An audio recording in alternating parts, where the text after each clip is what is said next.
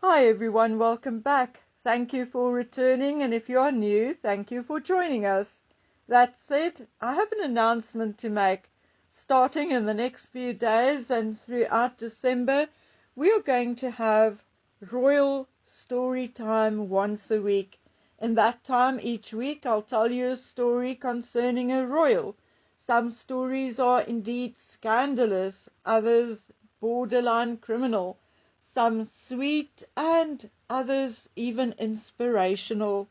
Also, we shall not just stick to the British royals, but our stories will take you and me around the world, and I may even introduce a guest presenter for some of these stories. So if you are interested in relaxing this December, sit back with a cup of tea or steaming mug of coffee and just listen to an entertaining story or piece of history. This will indeed be for you, and you should make sure you do not miss a single episode. I have not decided on which day of the week we'll do it yet, but I'll announce the first few episodes in my community page. Okay guys, let's continue with Justin Welby and the Royals. Justin Welby himself was the product of an abusive household, and therefore it is rather sad and ironic that his forced resignation came as a result of not ensuring that a prolific abuser within the church be removed and arrested. Justin Welby's parents both had issues with alcohol abuse at some point. Welby's mother, Jane, worked in Churchill's secretarial pool until April 1955, when she eloped with Gavin Welby, an unpredictable bully and adventurer. And 9 months later, Justin was born. In 1959, his parents divorced, and in 1968, his mother entered a rehab clinic. So if that wasn't enough, Justin Welby, at age 60 in 2016, learned through a DNA test that his biological father was not Gavin Welby, but Anthony Montague Brown, a private secretary to Winston Churchill from 1952 to 1965.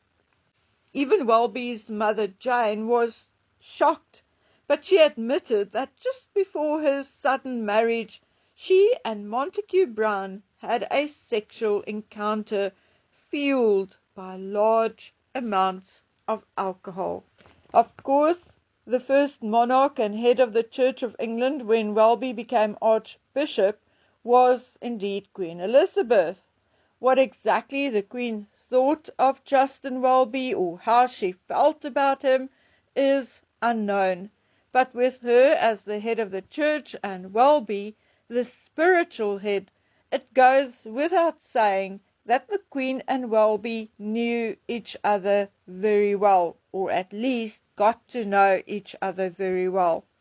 Being interviewed shortly after the Queen's death, Welby told that their last face-to-face meeting was at Windsor Castle in June, nearly 3 months before her passing.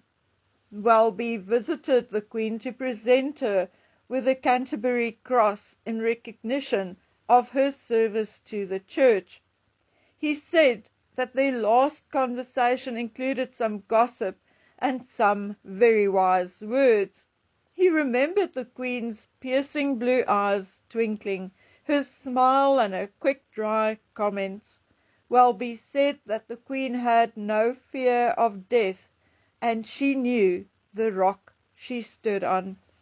So whatever the Queen may have thought or felt about Welby, he certainly respected and admired her.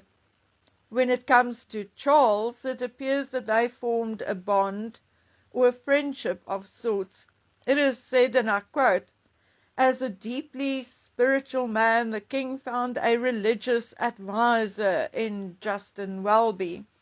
Well, Need I remind you that Charles also found a spiritual advisor in Peter Ball, and that he relied on the advice of Saville van der Post, Michael Fawcett, Uncle Dickie, and a number of others maybe he should not have sought advice from. The king forging any kind of bond in Justin Welby does not say much about the ex-archbishop. Charles is certainly not known for his good choice in bonds and friendships, or then choosing people to get close to. Not that I'm saying Welby is a bad sort, just hyperwoke and maybe someone who was not really suitable for the ministry to begin with, as it certainly appears that Welby was someone who put his career and image above his faith. In any event, Charles and Welby knew each other for well over a decade, but it is said that they grew even closer during and after the deaths of his parents. But we also need to remember that Welby christened William and Catherine's children, married Harry and Meghan, and supposedly, apparently, also christened Archie, which to date he has also refused to explain, namely how he got to Windsor and back to York in such a short period of time. Was he lying by omission or lying by keeping quiet, or do you want to tell me the head of the Church of England, a church represented in more than 160 countries, skipped on an annual synod meeting to christen Archie? I mean, why couldn't it be rescheduled? And then, I mean, the christening, of course. Would one weekend have made such a huge difference? I'm totally perplexed because not long after the christening, a niece of one of the bishops attending the annual synod meeting told me that her uncle actually saw Archbishop Welby. And if I remember correctly, he saw him before and just after 9 a.m. They then attended different meetings or discussions, but the uncle then again saw the Archbishop sometime after 12 noon and definitely before 1 p.m. He knew that because the event he attended ended at 12. Somewhere on one of my hard drives, I still have the agenda and a copy of the email. The point is that the Archbishop could not have driven from York, do the christening, and drive back in the time the uncle saw him for the first time and then again for the second time. Charles and Camilla allegedly flew in for the christening. Did they maybe pick up the Archbishop on their way? If so, why did the Archbishop not just say so when asked? I was told two different stories. One was that the Archbishop did not christen Archie, that someone else did. But because William's children were christened by the Archbishop, Meghan did not want it known that a bishop or plain old priest baptized her child. So she lied about the Archbishop being there. The second story was that Archie was not christened on the day they said he was. Now, do I know the truth? No, I don't. But speculation will continue until Justin Welby speaks the truth. But like I said, it appears that Archbishop Welby does not mind lying by omission, or at least to keep secrets about and or for the likes of Meghan and Harry.